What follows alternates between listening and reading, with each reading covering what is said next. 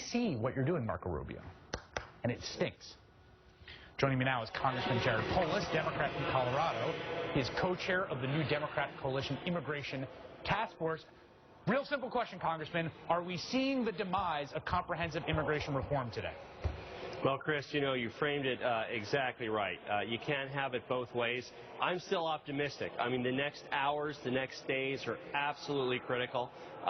Senator Rubio either needs to put up or shut up. At some point, the excuses are getting in the way of actual progress. So let's see if they can make real changes that we can live with and they can live with, or whether this is just a simple ploy to stop immigration reform.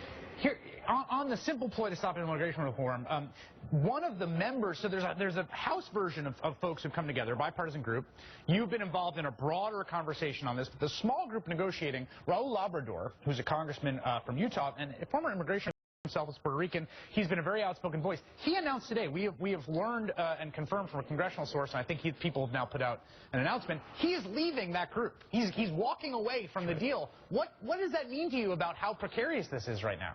Well, our small band of 8 is now a band of 7, but we still have a bipartisan effort to establish a bill in the House. It's rural Labrador, and there's been breakdowns on health care, because frankly, if you're going to have some kind of requirement that immigrants cover themselves, how are you going to do that if you're not making them eligible for the subsidy? So we're trying to figure out how, while people are in this temporary status until they become full citizens, which in the Senate bill is 13 years, how do we deal with them in the context of health care? And when you have House Republicans who voted 38 times to repeal Obamacare, it's hard to have a practical discussion about what you're going to do on the ground. So this is the fundamental question I have for you.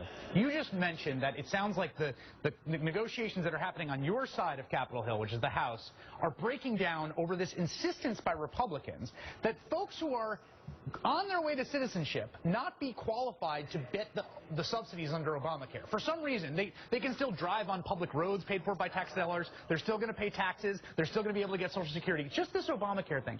Do you understand that as an irrational obsession with Obamacare, or just as a bad faith effort to destroy the bill?